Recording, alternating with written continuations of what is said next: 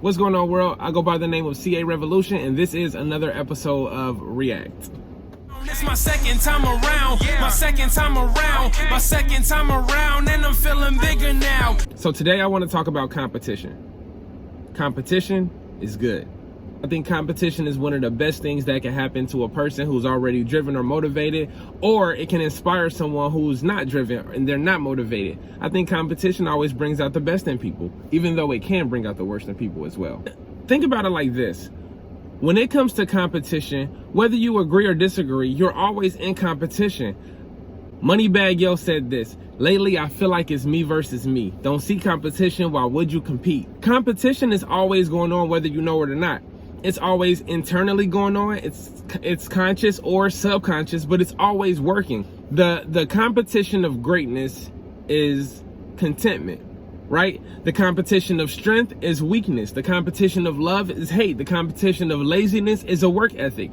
You're constantly in competition with yourself. So if you're going to be in competition with yourself, it's important to understand the tug of war between the two entities, because they're both very powerful. We underestimate the real battle that goes on internally and emotionally and spiritually and psychologically. This battle is not a friendly one at all. When you think about all the things that I mentioned before, that battle's not friendly at all. Both entities are struggling 100% to compete for your time, your attention, your affection, your support, your developing habits. All these things are constantly happening in competition mode. Laziness is not telling your work ethic, okay, go ahead today, just go ahead and you can win today. Absolutely not. Laziness is trying to attack you, or is trying to attack your work ethic to the best of its ability. Love is not telling, hey, okay, you can go ahead and win today. No, love is trying to beat the hell out of hate, right? It's trying to continue to overpower the opposite thing. Competition is not friendly, and there's an eternal battle that goes on with you every single day, almost every moment, that challenges you to choose one over the other. You're constantly at competition with yourself. I think about how competition is not nice, how competitors are not nice to each other during their preparation stages of battle, and especially during the war stages of battle. It's nothing friendly about the engagement.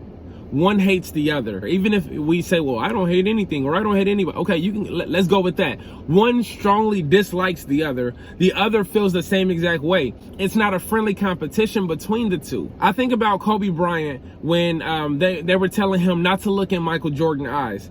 Kobe Bryant said, I'm that too. I'm not scared of that man. I'm that too. And Michael Jordan was like, okay, well, I'm gonna show you, right?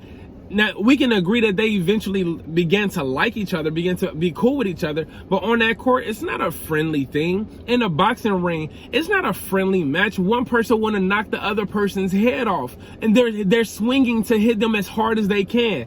And I want you to convert that over into something for yourself, right? When you think about what you're going on in life right now, can you afford to be friendly with your competition? I'm not talking about people. I'm talking about the habits that you're trying to develop, the creativity you're trying to express, the time that you're trying to put into this over that, the amount of sleep that you want to get. You want to wake up earlier. You want to exercise more. All those different things have an opposite competitor that's trying to get you to not do that, right? So what are you focused on in your own internal competition, in your own internal conflict? What are you competing with that maybe you're trying to be friendly with instead? It's not a graceful slugfest between boxers.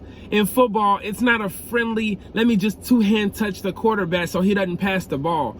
It's nothing friendly about competition. And I want you to stick with this visual about the internal conflict that goes on. One of the things that helps me to just shut conflict down is not having two options to choose from.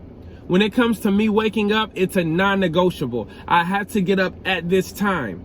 That's it. When it comes to me going to the gym, it's a non-negotiable. I'm not going to struggle between should I go, should I not go. Bottom line, you need to be there by this time. It doesn't matter. I'm not competing with certain thoughts. I'm not competing with certain compromises.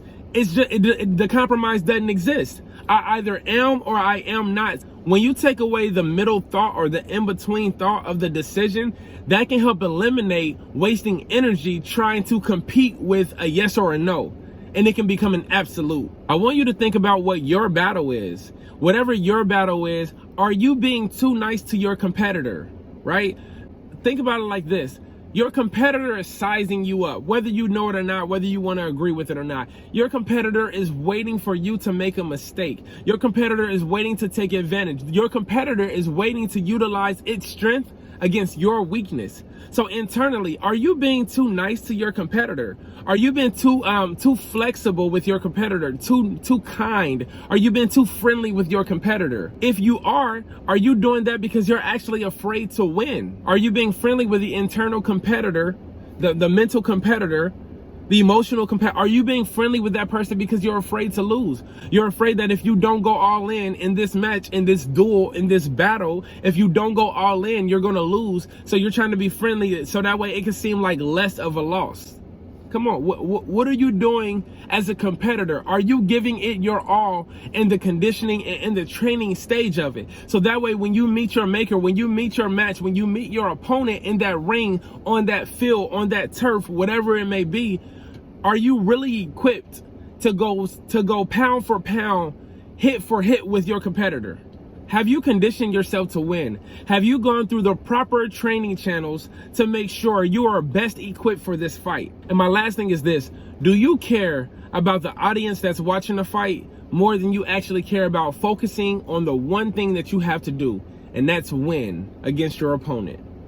Are you focused on the crowd, the oohs, the ahs, when your competitor gets a good hit on you and the crowd stands and they're cheering for the opposite person? Are you so focused on that you're not tunnel vision? You don't have a zone where you're so focused on attack mode, grind mode, strategy mode, organize mode, planning mode, things that'll make the overall goal that much more achievable for you.